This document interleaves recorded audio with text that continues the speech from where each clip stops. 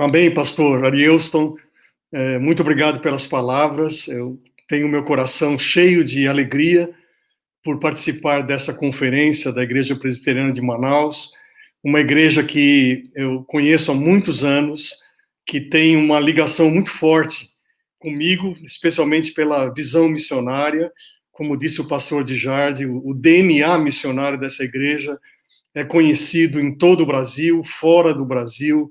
Enfim, é uma igreja que tem se tornado modelo para as igrejas evangélicas aqui no Brasil e fora também.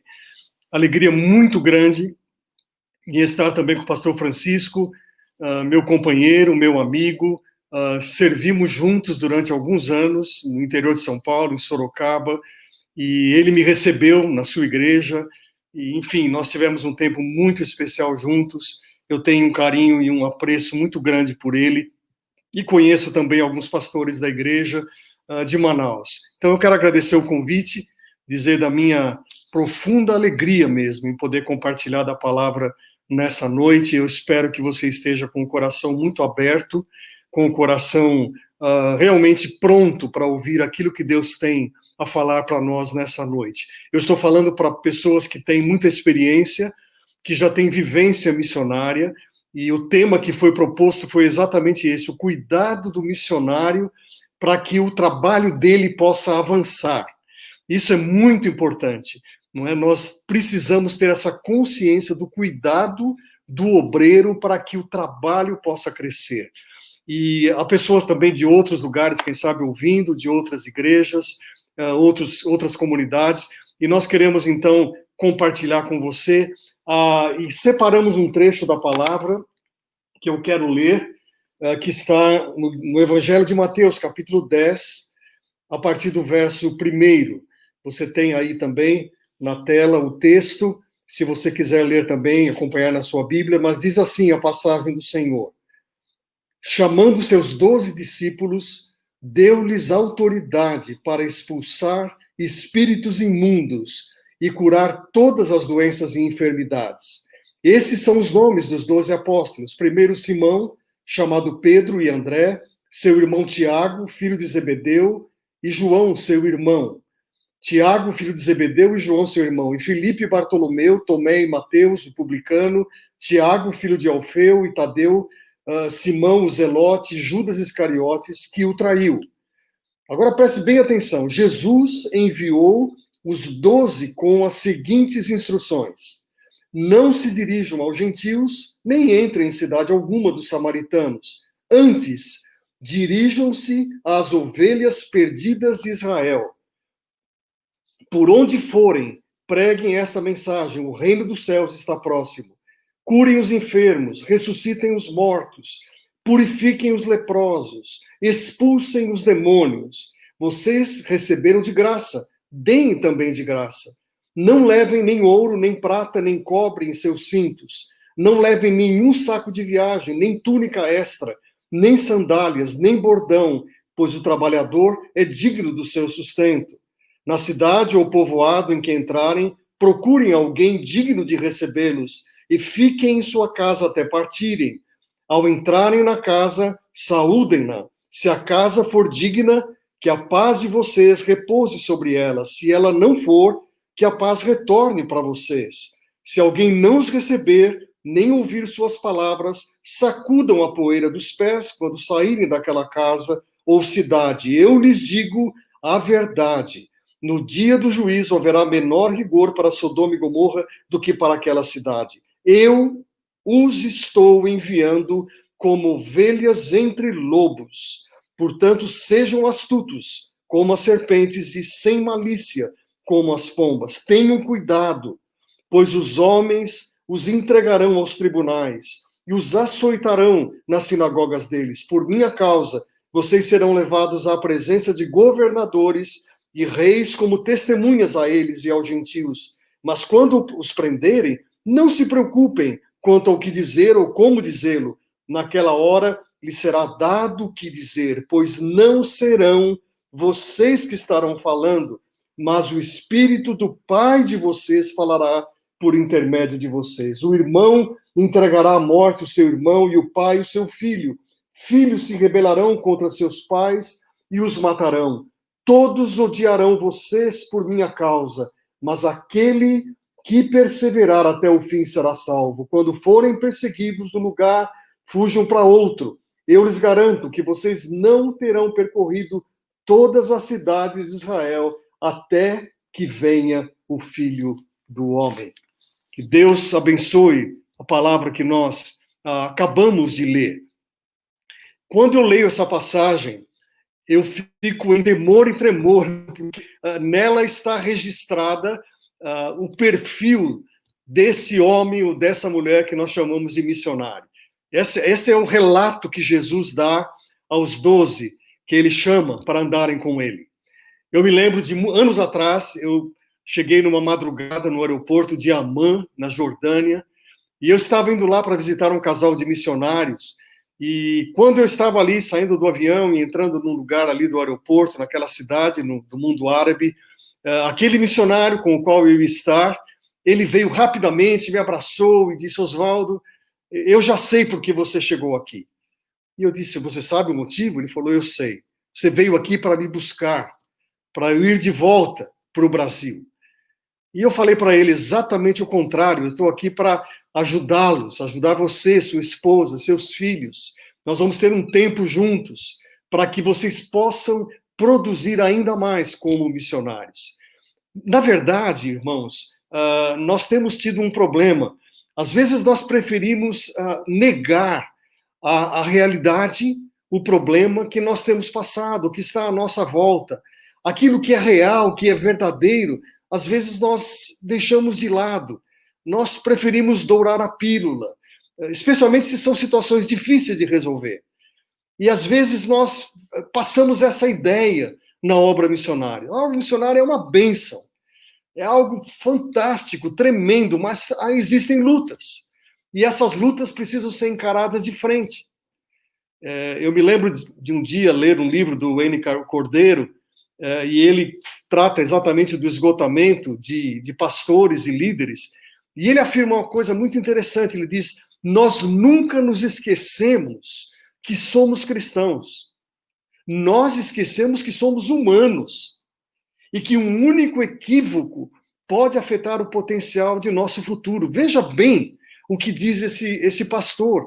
A gente fala que a gente é cristão, mas muitas vezes parece que somos super-homens, não é? Nos esquecemos que somos humanos. E se nós não tratarmos das nossas mazelas, das nossas lutas, nós poderemos ter problema. Então, a pergunta que tem que ser feita logo de início é essa: o que seria realmente verdadeiro junto àqueles que seguem Jesus? Aqueles que servem Jesus? O que o discípulo de Jesus passa? Deixa eu falar uma história muito antiga, mas verdadeira. Ocorreu lá por volta de 1780, muito tempo atrás. Havia uma jovem chamada Dorothy, uma mulher muito simples, uma jovem muito simples, e ela encontrou um dia um jovem, William, na igreja. Eles cruzaram os olhares, se apaixonaram e se casaram. E o William era um aprendiz de um sapateiro. E um dia o velho dono da sapataria onde William trabalhava morreu, e ele deixou um testamento passando todo aquele negócio para o jovem William. E ele então se tornou dono daquela sapataria. E depois de alguns anos, William, que já frequentava a igreja, começou a pregar nas vilas ao redor da igreja, e logo ele foi ordenado pastor. E então, o que ele fazia? Ele pregava durante o dia, ele pastoreava durante o dia, e à noite ele trabalhava como sapateiro. E eles tiveram 6 filhos. 6 filhos. E esse homem ficou tão impressionado com a obra de missões que ele escreveu um pequeno livro de 87 páginas, que ficou muito conhecido. E ele se chamava A Obrigação dos Cristãos de Usar os Meios para a Conversão dos Pagãos. Bem, a história desse homem é longa, eu tenho que resumi-la, mas esse homem, depois de um tempo, ele se ofereceu para ir para a Índia como missionário, e ele então conversou com a esposa, e a esposa disse que não ia. E a igreja também colocou vários obstáculos. A liderança missionária colocou obstáculos. Mas mesmo assim, William partiu com 2 dos filhos e foi para a Índia. E depois de 5 meses, Dorothy pegou o navio e foi para a Índia. Mas escutem bem, a partir daquele momento, as lutas não pararam. Começaram e cresceram muito. Algumas das cartas que William escrevia para a sua própria igreja dizia que a sua esposa era muito ansiosa e que ela até mostrava sinais, às vezes, de insanidade. Ele dizia nas cartas que já havia 7 anos que estavam trabalhando, não havia nenhuma alma convertida. E, de repente, William foi tomado de uma situação tão difícil que ele escreveu para o seu amigo: seria bom que Deus levasse a minha esposa. Imaginem isso. E realmente Dorothy faleceu logo depois, aos 51 anos, depois de servir 14 anos como missionária ao lado do marido. Essa história é verdadeira. E Dorothy era esposa de um homem chamado William Carey. William Carey ficou conhecido mundialmente como o pai das missões modernas, um homem muito conhecido. Mas a história real, verdadeira desse casal é que eles viveram lutas muito grandes. Ninguém pode esquecer que William Carey fez coisas maravilhosas. Milhares se converteram. Mas a pergunta é, e sua esposa? E o seu casamento? E eu quero dizer para você, que está nos acompanhando, que essa história tem se repetido ao longo dos anos. Essa história tem sido a história de muitos obreiros, dentro do Brasil, fora do Brasil, homens que já passaram pela história. Eu tenho convivido com essas histórias. Eu estou na estrada missionária há mais de 30 anos. Missionárias feridos, tristes, sem esperança, com problemas emocionais seríssimos. E nós temos hoje o privilégio de tratar desse tema, né? O cuidado do missionário para que ele possa avançar. A Igreja de Manaus, o Presbiteriano de Manaus, tem tantas frentes, em tantos lugares dentro da região amazônica, em muitos lugares fora do Brasil, em várias nações. E a gente tem que entender, especialmente você que está nos ouvindo, quem é essa figura do missionário. E eu encontrei esse texto que você conhece tão bem, e que vem das palavras do próprio Jesus. Eu acho que a gente vai conseguir entender a partir daquilo que Jesus explicou aqui nessa passagem de Mateus, capítulo 10. A primeira coisa que vem à minha mente aqui, quando a gente quer entender essa pessoa que a gente chama de missionário, é que Jesus fala que essa pessoa é aquela que recebeu uma convocação. Ela recebeu uma convocação do próprio Senhor Jesus. Você ouviu falar já de quando a seleção brasileira vai ser convocada, né, e fica todo mundo ansioso e quer saber quem vai, se o meu time, né, vai ter algum jogador convocado. Por quê? Porque o jogador, para ele, é a maior honra poder servir a seleção do país. Agora, escutem bem. Quando Jesus chama alguém, ele está sendo chamado para servir o Deus eterno, o Rei dos Reis, o Senhor dos Senhores. A missão não é dele, a missão é do próprio Deus. Não existe missão maior que essa, que tem mais honra que essa, que o ser humano pode receber do que ser embaixador do Senhor Jesus nesse mundo. E aí a palavra do Senhor diz que nesse trecho de Mateus capítulo 10, relata o chamado desses 12 homens. Mas o processo de escolha foi uma noite em oração. Jesus passa tempo em oração. Lucas capítulo 6 diz que naqueles dias Jesus sai para o monte a fim de orar e ele passa a noite toda orando. E quando o dia amanhece, então, ele tem o nome dessas pessoas, 12 deles, em que ele chama de apóstolos. Agora, o que chama a minha atenção também, se você olhar aí para a sua Bíblia, é que no versículo 1 de Mateus 10, a palavra de Deus que diz que Jesus chama os 12, o quê? Discípulos. Mas no versículo 2, ele dá o nome de 12 apóstolos. São as mesmas pessoas. Mas eu queria que você entendesse bem a figura do missionário. A figura do missionário é um discípulo, ou seja, é um aprendiz de um mestre, mestre Jesus. E E essas eram pessoas que normais, pessoas que tinham história, pessoas que tinham família, muitos deles. Mas eles também são chamados de apóstolos. E apóstolos é a raiz da palavra, do substantivo missionário. Né? São os mensageiros, aqueles que são enviados com uma mensagem. Hoje em dia, nós ficamos com algum problema, porque a expressão apóstolo passou a ter um sentido muito mais de uma posição de liderança, de uma hierarquia. Na verdade, apóstolo é aquele que tem uma mensagem para ser enviado. Então, os missionários são apóstolos, na verdade. E chama a minha atenção também que eles têm uma diversidade, não são homens iguais, são homens de diferentes histórias. E aí você escute bem o que eu vou dizer para você. Jesus continua chamando gente como você, né? Pessoas como você. Por quê? Porque são pessoas que têm histórias distintas. Não é aquela pessoa que você idealiza, mas você pode ser um homem, uma mulher que Deus está chamando. Lembra do que Paulo disse quando escreve lá à igreja de Corinto? Irmãos, pensem no que vocês eram quando foram chamados. Poucos eram sábios, segundo os padrões humanos. Poucos eram de nobre nascimento, poucos eram poderosos.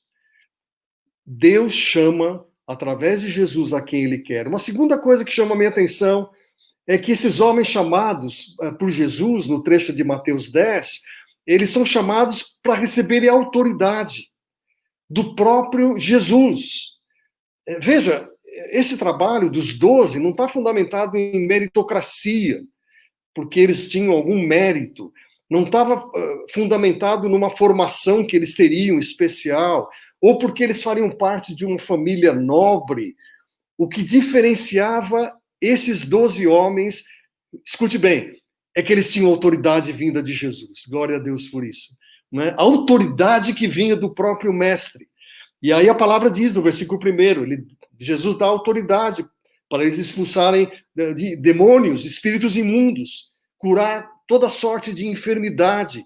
E aqui, para que você tenha isso bem claro, esse é o poder que confere autoridade.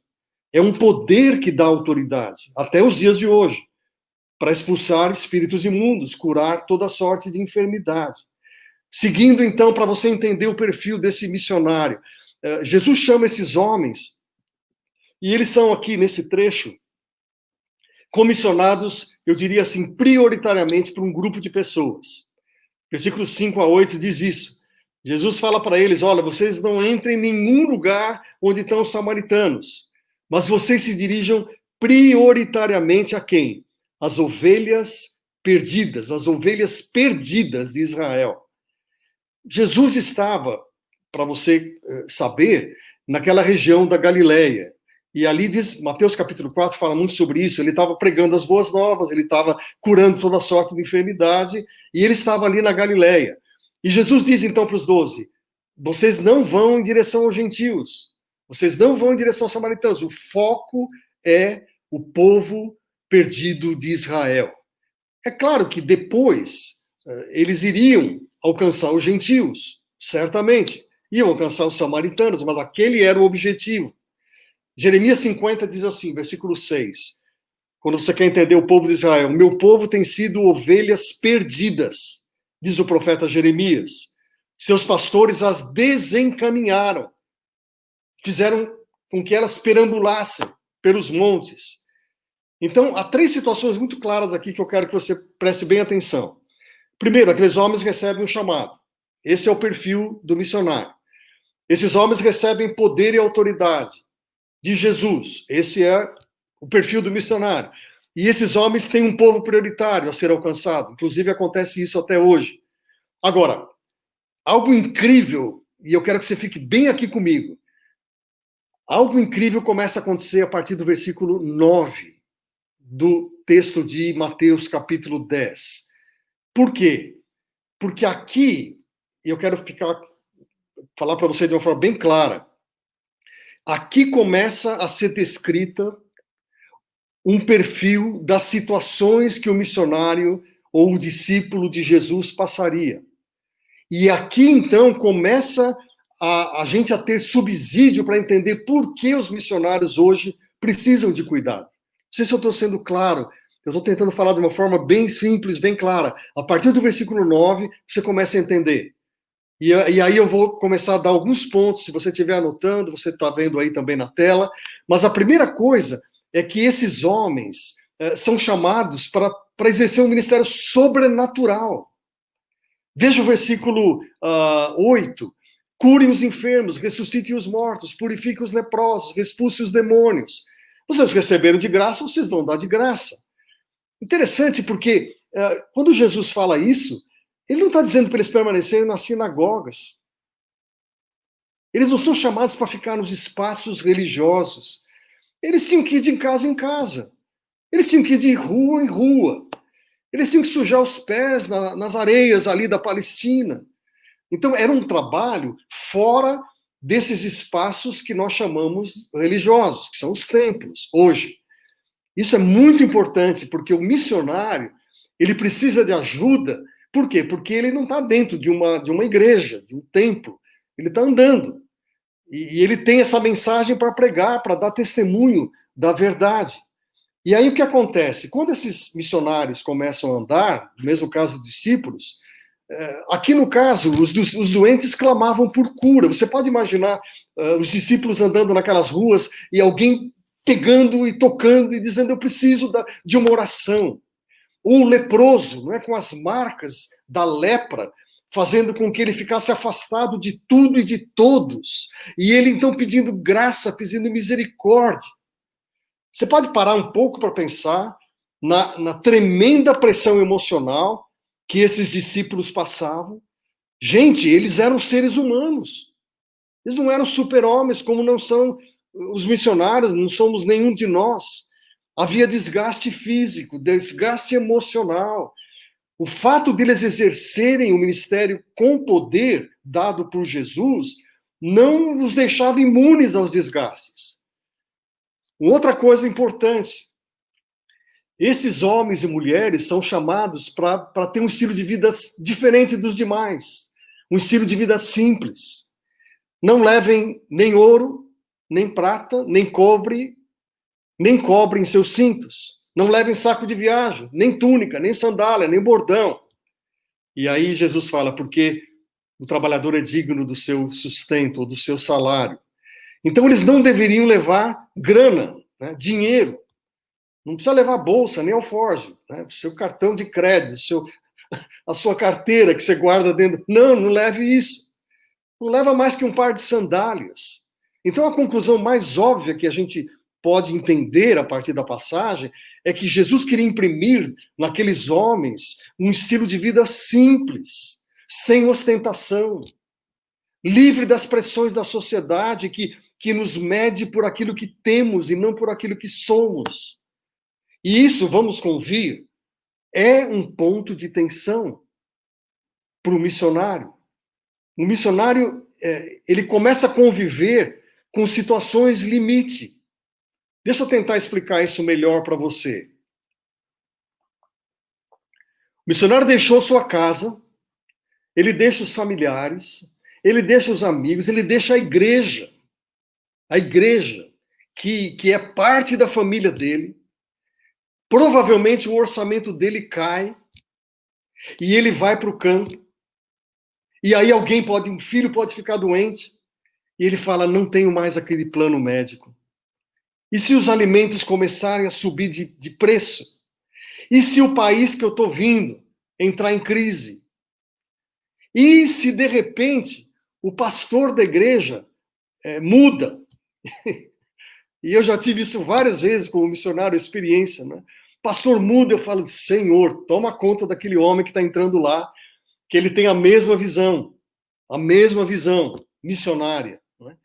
Eu lembro que muitas vezes eu fiz isso, eu visitei vários missionários, tive o privilégio de visitar vários países, visitando e dando cuidado a missionários, e eu sempre levava uma graninha a mais. E quando eu chegava lá na casa do obreiro, da obreira, eu dizia assim pro irmão lá, onde é o melhor restaurante aqui? Onde que tem a melhor comida aqui? E eu lembro que às vezes o missionário ficava, não sei por que, Oswaldo, você está falando isso. Eu falei, eu quero levar vocês hoje nesse restaurante. E às vezes eu investi um dinheiro aquele recurso era o mais bem usado da viagem, porque aqueles missionários se sentiam cuidados, eles estavam comendo a melhor comida, no melhor restaurante. Então, assim, esses homens vivem debaixo de pressão e nós precisamos olhar para eles com carinho. Mais uma coisa, esses homens são chamados para viverem como peregrinos. É o que Jesus fala aqui, versículos 11 a 14. Não vou reler para que não tome muito do seu tempo, mas Jesus fala que quando eles entrarem no lugar, numa cidade, num povoado, eles têm que entrar numa casa e, de repente, eles saúdam, né? Aquela palavra shalom, né? Paz sobre todos vocês. Mas ele disse, aquela casa não recebê-los, bate o pé e sai. E parece que essa começa a ser a história dos missionários. Eu brinco que às vezes o missionário é quase um sem-teto, né? Um sem-teto. Por quê? Porque ele mora em muitos lugares, às vezes não tem lugar para morar. E essa é a descrição perfeita de um peregrino. Isso é tão lindo, porque nós, na verdade, somos peregrinos. Você é peregrino. Você é um peregrino, uma peregrina, rumo a Jerusalém celestial. Certa vez eu li um trecho de Gênesis 23 que fala de um problema enorme que Abraão passou quando a mulher dele morreu, Sara. Não sei se você lembra dessa passagem. Ele diz assim, capítulo 23, verso 4 de Gênesis, eu sou apenas um estrangeiro entre vocês. Por gentileza, me cedam um lugar, uma sepultura para eu enterrar a minha mulher. Já parou para pensar nisso? E os hititas dizem para Abraão o seguinte, o Senhor é um príncipe de Deus em nosso meio. Que maravilha isso. Você é um príncipe de Deus em nosso meio. Enterre a sua mulher numa de nossas sepulturas. Mas não só isso, os hititas dizem assim, na que você encontrar melhor, a mais linda, você pode enterrar. Jonathan Edwards, que você deve ter ouvido falar, o grande avivalista do século XVIII, ele diz assim que a nossa vida, ela precisa ser vivida como uma jornada, como uma peregrinação em direção ao céu. Esse é o estilo de vida do missionário, deveria ser de todos nós. É uma jornada, uma peregrinação. E, na verdade, o missionário é esse viajante a caminho do céu. Que coisa linda, maravilhosa. O missionário é um peregrino a caminho da Nova Jerusalém. Eu tenho um casal de amigos missionários que serviram por mais de 20 anos no norte da África, um país que eu não posso citar o nome, um país fechado. E eu tinha muito contato com eles, era da nossa organização. E um dia ele me chamou dizendo, Oswaldo, o governo entrou aqui em casa e os fiscais nos avisaram que nós temos 15 dias para sair daqui. Deixar não só a nossa casa, mas deixar o país. Eu lembro de ter parado para orar e falei com alguns amigos na Espanha e depois de 15 dias, eles foram com uma pequena van e entraram naquele país e pegaram algumas coisas que aquele casal com 2 filhas tinha, o restante eles doaram e eles tiveram que ser retirados do lugar onde moravam e hoje eles servem no sul da Espanha. Isso é o missionário peregrino. Quarto ponto, diz aqui que essas mulheres e homens são chamados, escute bem, para, se for preciso, morrerem por amor a Jesus. Eu estou os enviando, verso 16, como ovelhas entre lobos. E aí Jesus diz, e vocês têm que ser prudentes como as serpentes e simples como as pombas. Gente, quem está falando isso é o próprio Jesus. Eu estou enviando vocês como ovelhas. Eu estou enviando vocês como ovelhas no meio de lobos. Eu fico pensando como nós mudamos, por vezes, a história. Lembra do que eu falei para você no início da minha palavra, que nós tratamos coisas reais como irreais. Nós preferimos, às vezes, não falar, fugir. Mas é isso que está escrito aqui. Jesus diz assim, em outras palavras, vocês serão tratados como os lobos tratam as ovelhas. É exatamente isso. É dessa forma. Vocês serão tratados como os lobos fazem com as ovelhas. E para isso, o missionário tem que ser vulnerável, como as ovelhas. Senão vocês não podem ser meus discípulos. Parece algo incongruente. Mas Jesus fala, você também precisa ser prudente. Então, irmãos, dois comportamentos que Jesus recomenda para o missionário: prudência e simplicidade. E o missionário vai viver uma vida de riscos. E por isso ele precisa de apoio. Esses homens e mulheres, continuando o discurso de Jesus, eles são chamados para viver a experiência da perseguição. Só que diz o seguinte o texto. Eu quero que você novamente fique com os ouvidos bem abertos, os olhos aqui em mim.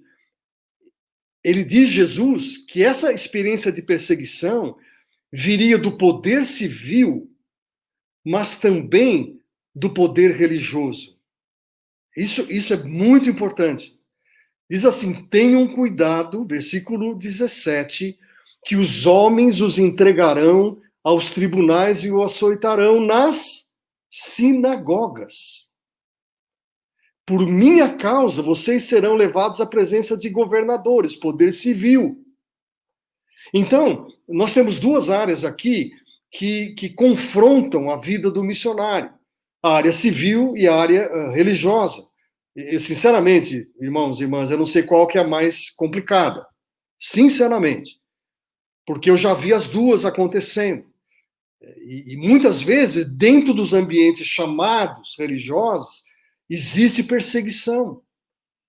Eu me lembro de uma jovem missionária que queria sair para a Índia, muitos anos atrás, e eu fui conversar com ela, e o seu pai veio, e ele disse assim, ela não vai para lá. E depois começamos a conversar com a igreja, e a igreja tomou a decisão de mandá-la para um curso bíblico fora da cidade. Ela fez 3 anos, voltou. Quando voltou, a igreja pediu para ela fazer mais 3 anos. Ela voltou, e a igreja novamente... E ela falou, não saio mais. Essa jovem que tinha um chamado para alcançar os indianos, nunca saiu. Eu me lembro do meu primeiro sermão missionário que eu preguei na minha igreja em São Paulo. E quando eu terminei, vários líderes fizeram uma rodinha, né? Sabe aquela rodinha em volta do pastor, né? E disseram, pastor, mensagem muito linda, né, que o senhor pregou hoje, mas esse trabalho de missões não é para nós, não. O senhor pode parar de pregar isso, porque isso é para a igreja grande, igrejas da América do Norte, igrejas da Europa. Nós aqui somos uma igreja brasileira, fraca, passando por um período tão complicado, né, economicamente falando. Mas Jesus diz para eles, quando os prenderem, não se preocupem com o que vocês têm que falar. Aleluia por isso. Deus vai, através do seu Espírito, colocar a palavra nas suas próprias bocas. E mais um ponto aqui que eu quero colocar. Esses homens são chamados, e chega num ponto agora crucial aqui para você ouvir. Eles poderiam viver a experiência tremendamente dolorosa de ter que lutar com gente da própria família. Sangue do próprio sangue. Um irmão entregará à morte seu irmão, o pai o seu filho, todos se rebelarão, todos odiarão por minha causa, mas se você perseverar até o fim, você será salvo. Isso quer dizer o quê? Que as famílias poderiam se dividir. Isso acontece muito no mundo muçulmano, né? Eu leio histórias, estava lendo uma história essa semana de um muçulmano que perdeu tudo, né? Quando se converteu, a esposa teve que pedir divórcio, ele perdeu o negócio, ele ficou longe da esposa, das filhas. E esse é o destino, muitas vezes, de um muçulmano que se converte. E o pior de tudo, ele diz, é que eu fui traído pela minha esposa, que acabou me denunciando para a polícia. Como é que a gente pode, eu quero caminhar agora junto com você para concluir a minha palavra. Quero dar algumas dicas, quem sabe, práticas. Você que quem sabe, tem um chamado, e você está ouvindo isso e falar, pastor, eu quero sair, mas eu quero ser cuidado, eu quero ser cuidada. Para igrejas que estão nos ouvindo, né? Como é que a gente vai cuidar? Eu quero dizer o seguinte, que o missionário, ele é um ser integral, ele tem que ter a sua vida emocional, física, espiritual, ela tem que ser cuidada. O cuidado é esse apoio que o missionário recebe. Esse apoio vai durar a vida inteira, não dura 2 anos ou 20 anos, dura a vida toda, precisa durar a vida toda. Eu tomei conhecimento essa semana de uma pesquisa que empresas multinacionais que mandam, por exemplo, brasileiros para trabalhar em outros países. Sabe o que acontece? Diz o seguinte, fizeram essa pergunta, você já teve que trazer funcionário de volta da sua empresa porque você mandou para fora e ele teve problema? 73% dos funcionários voltaram por causa de problemas. Isso numa multinacional. E aí depois a pergunta dizia assim, mas esse missionário, esse trabalhador teve problemas de não alcançar os alvos, os objetivos, quando eles foram transferidos? 82%. 82%, sim, eles não alcançaram os objetivos. Aqui no Brasil, e a gente tem pesquisas, um livro valioso, muito valioso para que se perca, não é um livro fantástico, elenca os nossos problemas. Nosso problema é falta de treinamento, falta de sustento, baixa autoestima, esgotamento, problemas de relacionamento. Esses são os problemas que o missionário tupiniquim passa. Por quê? Porque ele sofre enormes tensões, ajustes, experiências de transição, riscos eminentes, relacionamento com membros da equipe, a área financeira, finanças. Será que os recursos vão chegar esse mês? Será que no final do mês eu vou receber? Eu queria concluir falando sobre 4 fases desse cuidado, pelo menos a meu ver, que devem acontecer. As 4 fases do cuidado missionário. Primeira fase tem a ver com o missionário sendo cuidado antes de sair. E escuta uma coisa, como latinos, né, somos brasileiros latinos, nós somos imediatistas. E nós queremos que as coisas aconteçam rápido. E eu tive já que segurar, não é, literalmente, muitos missionários que queriam já ir para o campo. E eu dizia, aguarde, espere, faça o treinamento, seja cuidado. O Dr. Ralph Winter, que eu tive o privilégio de conhecer anos atrás, lá na Califórnia, ele era um mestre nessa área, ele dizia que havia 4 níveis de transculturalidade. Você, de repente, ir para uma cidade onde você está, ou para uma cidade próxima, até chegar no nível mais baixo, mais profundo, que é você, por exemplo, viver num país árabe. E aí, claro que o cuidado pré-envio tem que ser muito maior. Segunda fase, o cuidado do missionário no campo. Ele vai passar por aquilo que nós chamamos de choque cultural. Ele vai chegar num país, numa cidade, como se você já visitou alguns países, você passa 2 semanas, 3 semanas, você acha o melhor dos mundos, muitas vezes. Agora, você pode ir para um lugar e perguntar para o missionário depois de 6 meses ou 1 ano, e ele vai dizer para você como era bom, como era bom o país que eu morava. Porque ele está em choque até o momento em que 2 culturas se cruzam, e ele passa a ser um ser bicultural, né? E ele precisa de cuidado. Nesse momento, ele precisa de cuidado no campo, visitas pastorais, conversas, envio de livros, possibilidade do missionário fazer congressos. Tem que estar muito ligado, muito antenado. Terceira fase, o retorno, não final, mas voltar a cada 2, 3 anos. E o missionário vem para dar relatórios, como Paulo fazia, para rever o sustento, né, fazer uma agenda. E ele não consegue nem tirar férias, coitado, né? Pela minha experiência, o missionário retorna, às vezes, para o campo muito mais cansado, porque ele passou o tempo todo viajando, visitando pessoas, perguntando por um, por outro. E a 4ª e última fase, irmãos, o retorno definitivo. Não são poucos, pela minha experiência de mais de 30 anos, de obreiros e obreiras que voltam para suas igrejas machucados e enfermos, especialmente na vida emocional. Eles não são mais totalmente brasileiros, eles são uma mistura da cultura, Os filhos, os antropólogos chamam os filhos de filhos da terceira cultura, porque, na verdade, esses filhos foram para a segunda cultura, viajaram para estudar numa outra cultura, eles são várias camadas culturais que esses filhos recebem. E aí a pergunta que não pode calar para a gente concluir: quem é responsável? Quem é responsável? Jesus envia aqueles 12 apóstolos para pregar o evangelho. Eles veriam vidas transformadas, eles veriam milagres acontecendo, eles seriam responsáveis por representar o Rei dos Reis e o Senhor dos Senhores. Mas Jesus disse: eu estou enviando vocês como ovelhas entre lobos. Quem é o responsável? A gente tem que dizer que Deus faz parte desse projeto. Lancem sobre ele toda a ansiedade. O Senhor diz na palavra dele, de Pedro, porque ele vai cuidar, e ele vai cuidar mesmo de você. Mas o missionário precisa cuidar de si mesmo. Ele é o templo do Espírito Santo, ele tem que se cuidar, ele tem que zelar pela sua vida espiritual, pela sua vida física, sua vida emocional. A igreja precisa estar vigilante para cuidar dos missionários. E, finalmente, a organização missionária é responsável e tem uma grande responsabilidade em cuidar dos seus obreiros. Eugene Peterson foi um grande escritor, mas ele foi pastor de pastores. Eu gosto muito dele, porque eu estou vivendo mais ou menos essa realidade já há alguns anos.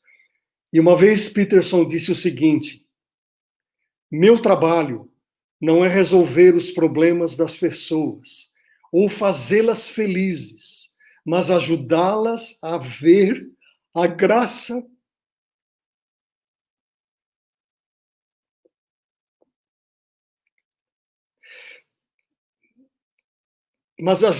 a ver a graça de Deus operando em suas vidas. Esse é o trabalho nosso. Esse é o nosso trabalho. Certamente, muitos missionários serão chamados nesses dias. Deus continua fazendo essa obra. E muitos de nós ficamos. E nós temos que seguir o que Jesus fez também e falou. Mas aqueles que estão saindo, que vão sair, os que já saíram e nos deixaram, eles precisam ser alvos constantes da nossa oração e do nosso cuidado. A minha oração, meu irmão, minha irmã, é que essa palavra penetre no seu coração, que ela realmente toque a sua alma, e que, se você é um desses que já está no campo ou já está para sair, fique firme. Se você tem um chamado, confie, porque o Senhor que chama é o Senhor também que vai prover pessoas ao seu redor. Que Deus o abençoe, que a Igreja Presbiteriana de Manaus ela avance muito nos próximos anos. Os próximos anos vão ser anos maravilhosos. Deus vai ampliar as tendas, vai enviar gente para todo canto. Como diz a canção, todo canto que havia. Eu quero que essa seja a sua oração em nome de Jesus. Amém.